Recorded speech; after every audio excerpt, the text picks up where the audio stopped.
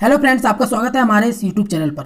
दोस्तों, मैं आपको यूपी टेट का प्रीवियस ईयर का पेपर दोस्तों मैं आपको सॉल्व करवा रहा था, जो हमारे पिछले सत्र में पूछा गया था। ठीक है दोस्तों, तो दोस्तों उसी में मैंने आपको बाल विकास के 30 क्वेश्चंस कंप्लीट करा दिए थे। और दोस्तों आज मैं आपके लिए लेकर आया हूँ हिंदी का।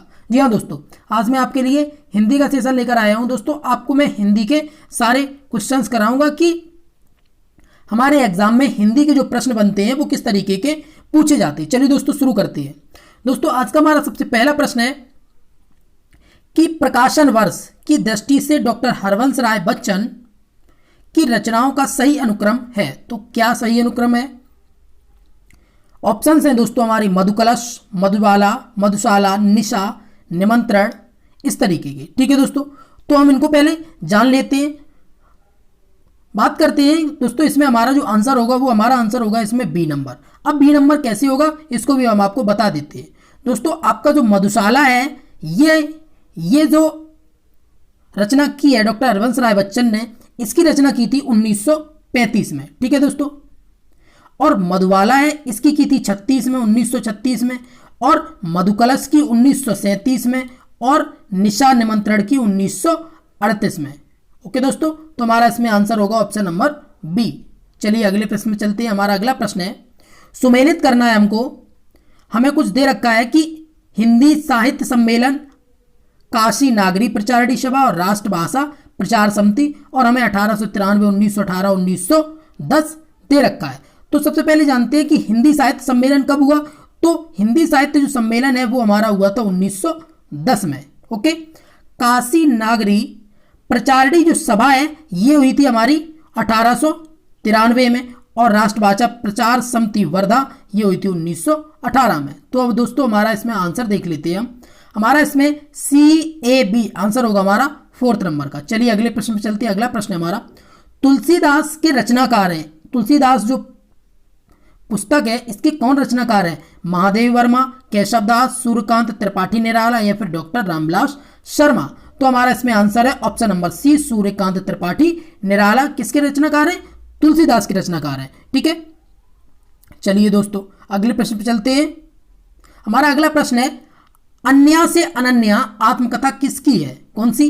अन्या से अनन्या, मन्नू भंडारी, प्रभा खेतान, या फिर सुषम बेदी, उषा प्रियवंदा। तो दोस्तों हमारा इसमें आंसर है option number B, Prabha Khetan है इसकी। कौन है? प्रभा खेतान। चलिए अगले प्रश्न में चलते हैं। हमारा अगला प्रश्न है दोस्तों, हमारा अगला प्रश्न है, प्रभु जी तुम चंदन हम पानी, ये किसका वाक्य है? कबीर का, दादू का, नानक का, या फिर रैदास का? तो ये जो प्रभु तुम चंदन हम पानी ये वाक्य है रैदास का, या फिर आपको कहीं कहीं संत रविदास भी देखने को मिलेगा। ठीक है, बात करते हैं कि इनकी और क्या क्या रचनाएं थी। तो इनकी एक रचना थी, जात भी ओझी, करम भी ओझा, ओझा करब करम हमार। ओके, ये इनकी प्रसिद्ध पंक्ति है। क्या है? ये इनकी एक प्रसिद्ध पंक्ति है। कौन सी? जात भी ओछी, करम भी ओझा, ओझा करब करम हमार। चलिए अगले प्रश्न में चलते हैं। हमारा अगला प्रश्न है, निम्नलिखित में से कौन सा शब्द तत्भव है? बात कर रहे हैं तत्भव की। जब बात करें तत्भव की, तो तत्भव जो होता है ये संस्कृत से सीधे हिंदी में ना आकर ये सीधा हिंदी का रूपांतरण नहीं होता है। ठीक है, चलिए दोस्तों इसका जो हमारा आंसर होगा कि त्रिकुटी, प्रभु, खेत, नाथ। तो इनमें से त्रिकुटी है ये भी सीधा संस्कृत से हिंदी में आया, प्रभु भी आया और नाथ भी आया, लेकिन खेत हमारा ये सीधा संस्कृत से हिंदी में नहीं आया। तो हमारा यही तद्भव है। चलिए अगले प्रश्न में चलते हैं। हमारा अगला प्रश्न है, निम्नलिखित में से कौन सा शब्द देशज है? देशज मतलब हमारा देसी शब्द है। धड़ाम, लाश, औरत, पतलून।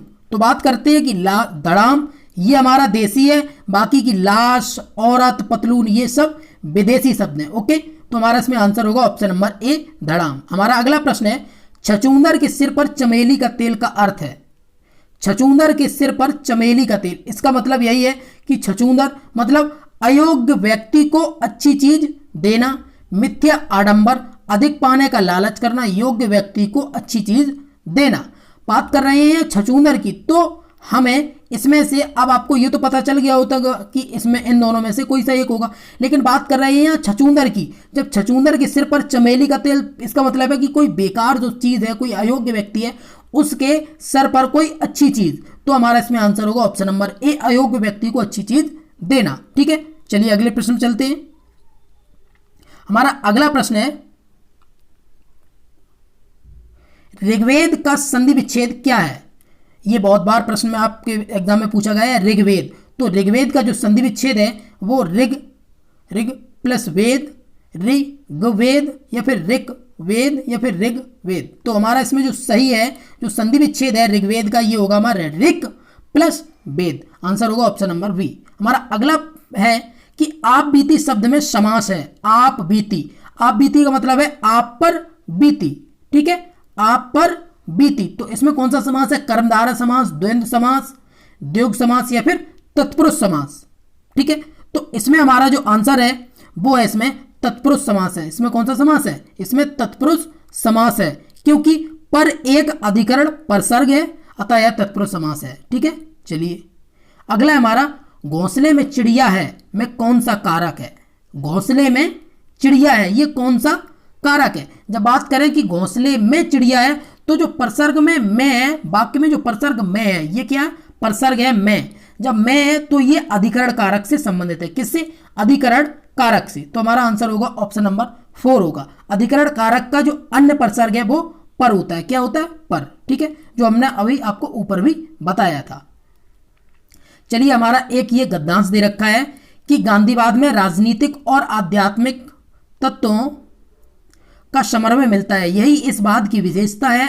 आज संसार में जितने भी वाद प्रचलित हैं वह प्रायः राजनीतिक क्षेत्र में सीमित हो चुके हैं। आत्मा से उनका संबंध विच्छेद होकर केवल वह संसार तक उनका प्रयास रह गया। मन की निर्मलता और ईश्वर निष्ठा से आत्मा को शुद्ध करना गांधीवाद की प्रथम आवश्यकता है। ऐसा करने से निस्वार्थ बुद्धि का विकास होता है और मनुष्य सच्चे अर्थों में जन सेवा के लिए तत्पर हो जाता है। गांधीवाद में सांप्रदायिकता के लिए कोई स्थान नहीं है। सांप्रदायिकता मतलब यहाँ मतलब जो लड़ाई झगड़ा है, इससे कोई स्थान नहीं है। इसी समस्या को हल करने के लिए गांधी जी ने अपने जीवन का बलिदान कर दिया। अब इसके कुछ प्रश्न देख लेते हैं।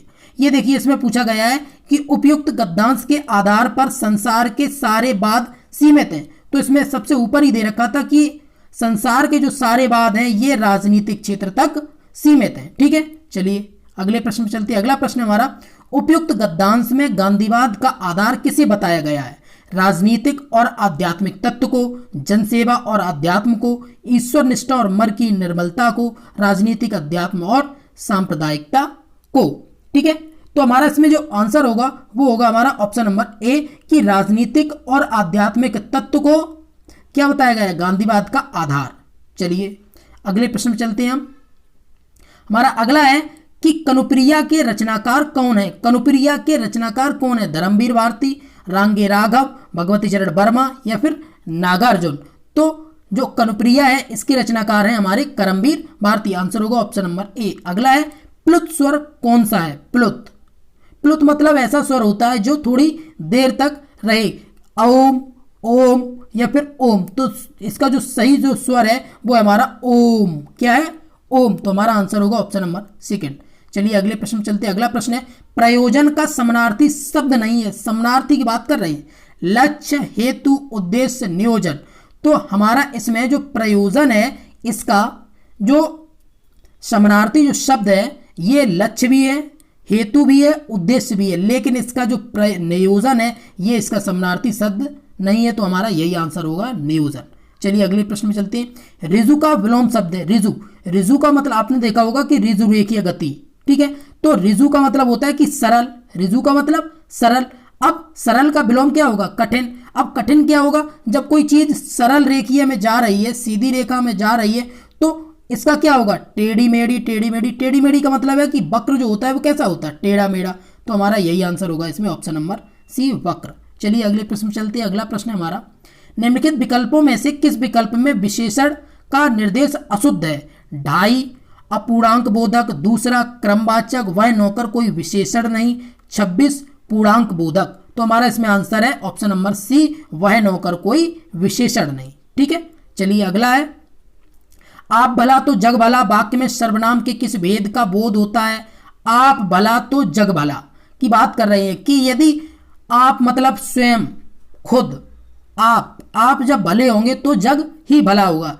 तो इसमें क्या होगा? निजवाचक सर्वनाम, अनिश्चयवाचक सर्वनाम, प्रश्नवाचक सर्वनाम या फिर संबंधवाचक।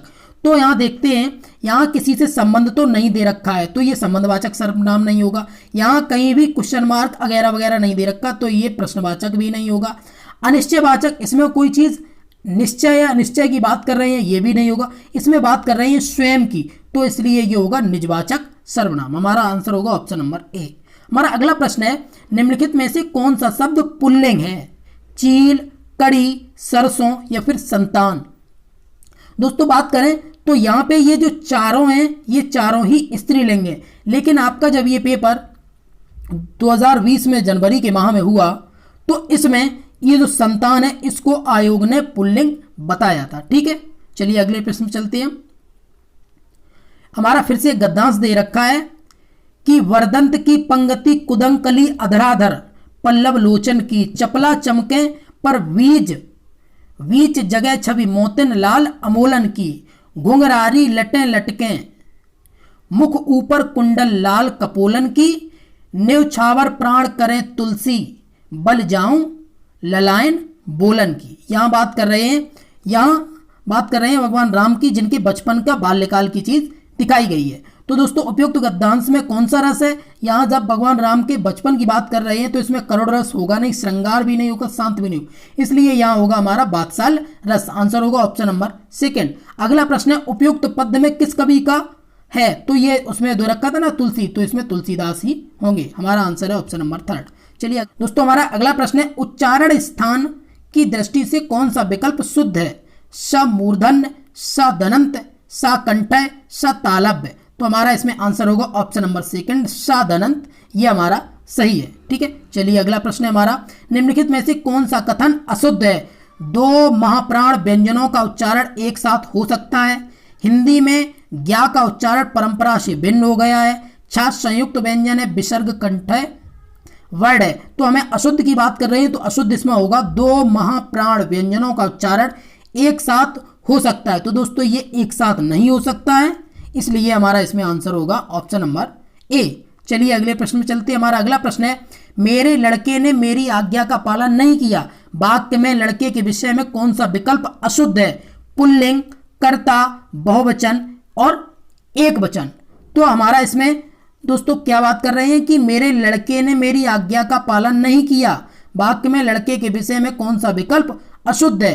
कर्ता इसमें है, एक वचन भी है, ठीक है, और ये क्या पुल्लिंग भी है, लेकिन इसमें बात कर रहे हैं मेरे लड़के, एक ही लड़के की बात हो रही है, तो इसलिए होगा ये एक वचन, ये बहुवचन नहीं होगा। तो इसमें आंसर होगा हमारा ऑप्शन नंबर सी। चलिए अगले प्रश्न में चलते हैं। राम आम खाता है में वाच्य का कौन सा रूप है? यहां बात कर रहे हैं खाने की। जब बात खाने की या किसी चीज की करें, कर्मवाच्य, भाववाच्य, उभयवाच्य, कृतवाच्य, तो इसमें कर्ता जो है, इस कर्ता पर ही सब कुछ डिपेंड है, तो इसलिए होगा इसमें कृतवाच्य। आंसर होगा ऑप्शन नंबर डी। अगले प्रश्न में चलते हैं हम।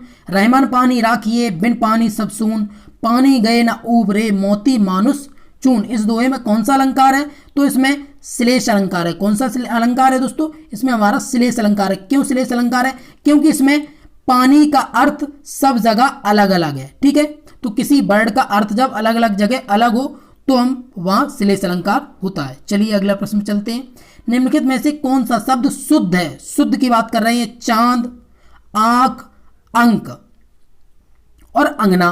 तो चांद ऐसे नहीं लिखा जाता, चंद्र बिंदी आती है। आंख ऐसे नहीं लिखा जाता, खा आता है, ठीक है, सॉरी अंक है ये, अंक पे चंद्र बिंदी ना आके अंक आता है, इस पे चंद्र बिंदी आती है, तो इसलिए हमारा इसमें शुद्ध होगा कौन सा? अंगना। अंगना ऐसे लिखा जाता है, ठीक। हमारा अगला है, निम्न में से किस शब्द की वर्तनी सही है? सन्निध, समनिध, सन्निध और सन्निध। तो आप देख रहे होंगे कि इसमें जो सही वर्तनी है वो हमारी ऑप्शन नंबर फोर्थ में है, सन्निध, ठीक है। चलिए अगला प्रश्न है हमारा, उपचारात्मक शिक्षण की सफलता निर्भर करती है भाषिक नियमों के ज्ञान पर, समय व अवधि पर, समस्याओं के कारणों की सही पहचान पर, उपचारात्मक शिक्षण की सामग्री पर, ठीक। तो अब बात कर रहे हैं यहाँ हम किसकी? उपचारात्मक शिक्षण की, जब बात उपचारात्मक शिक्षण की सफलता निर्भर करती है, किस पर निर्भर करती है, तो ये हमारी जो निर्भर करती है वो निर्भर करती है कि समस्याओं के कारणों की अगर हम सही तरीके से पहचान कर लें, उसी के बाद तो हम उपचार करेंगे। तो हमारा आंसर होगा इसमें ऑप्शन नंबर सी।